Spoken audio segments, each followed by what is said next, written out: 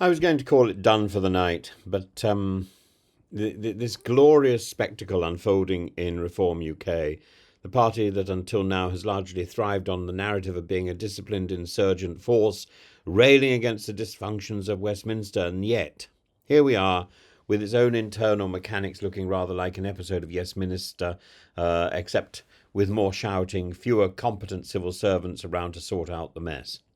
And at the heart of this delightful catastrophe stands Rob Lowe, or Rupert Lowe, the MP for Great Yarmouth, now unceremoniously defenestrated from Reform UK's ranks. He's an unwanted ranker with allegations of bullying, threats of physical violence, serious threats, by the way, serious issues which have led to a police request for a police investigation, generally being a bit of a parliamentary pugilist, and the party's chief whip, Lee Anderson,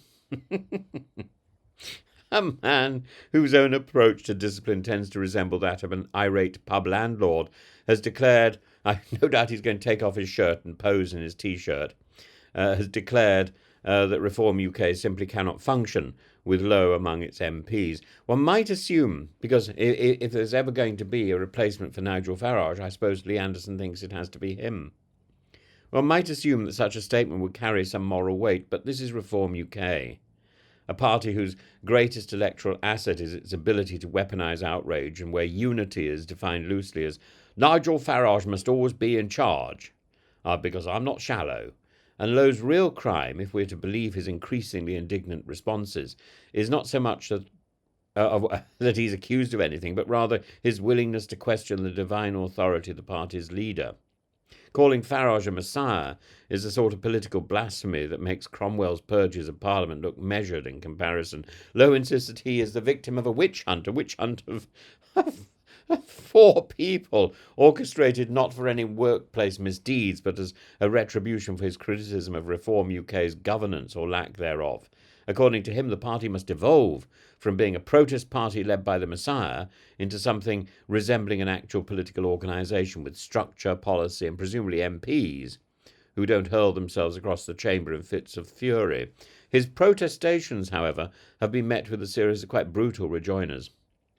Farage, not wanting to tolerate dissent within his fiefdom, has made it clear that internal squabbling is bad for business, and Reform, after all, has surged in the polls, even overtaking Labour in some, and is positioning itself as the true opposition to Keir Starmer's government.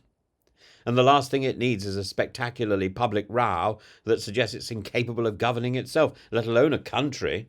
And therefore Lowe has been cast out, stripped of the whip, and reported to the Metropolitan Police for alleged threats against Zia Yusuf, the party chairman, and against people in his own office. Naturally, Lowe is furious.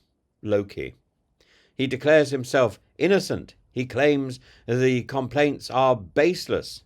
And he's actively considering his legal options. He also, somewhat pathetically, continues to beg Farage for dinner, hoping that reconciliation of steak and a bottle of wine, a bottle of red, will resolve all this. Who has the more riz? I've been learning Gen Z speak today. I've been learning how to manage this amazing patois.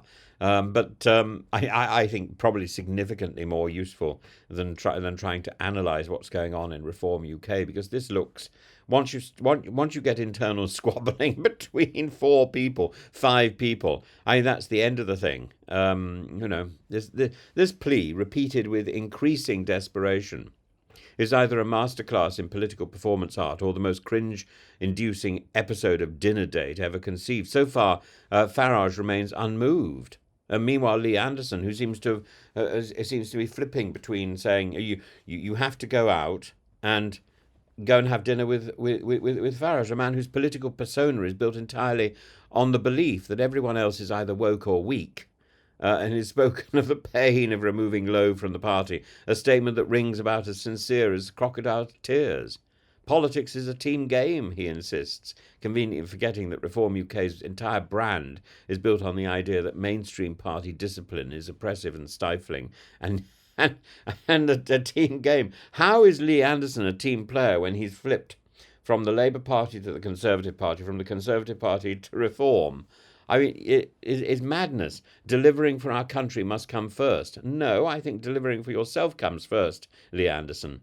And he leaves out the rather crucial detail that reform is not, in fact, in government, and therefore can't deliver anything except for Twitter meltdowns. The whole farce has, of course, been amplified by the looming spectre of reform's donor class, who are now making ominous noises about withholding funding if the party descends further into internal chaos. Mohammed Amersi, a former Tory donor who once shelled out $25,000 to attend a reform fundraiser, has publicly warned that unless the infighting stops, the party will not be electable and financial backers will walk away. In other words, reform needs to keep up appearances if it wants to remain a serious political force. But therein lies the rub. Is reform a serious political force? Is it capable of being that? At its core, this saga is actually not about Lowe, it's about reform. It's about whether Reform UK can transition from a party of protest into a party of governance. And Lowe's criticism that reform is structurally weak, or autocratically led and wholly reliant on Farage's charisma, is not without merit. But he has discovered that questioning the Messiah is a fast-track ticket to political purgatory. So where does this lead us? Where does this leave us? Lowe remains defiant. Farage remains unbothered. Am I bothered? No. And Anderson remains, well, Anderson remains Anderson. And reform, despite all of this, will probably continue in its upward trajectory in the polls. Where else can it go, at least in the short term, because nothing excites a certain breed of voter quite like the sight of politicians tearing each other apart. At least it keeps it in the news. But is it capable? Is it capable of running anything except for itself down? Make no mistake, this episode exposes a deep contradiction at the heart of Reform UK. A party that styles itself as anti-establishment has been caught mimicking the very same power struggles and authoritarian tendencies it claims to oppose. A party that rails against cancel culture has unceremoniously cancelled one of its own.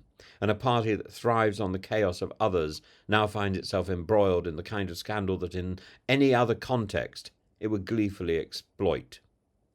For now, we can only watch and giggle as Lowe, Anderson and Farage splutter their way through this increasingly absurd political pantomime. If nothing else, it's an excellent reminder that in British politics there's always room for another farce.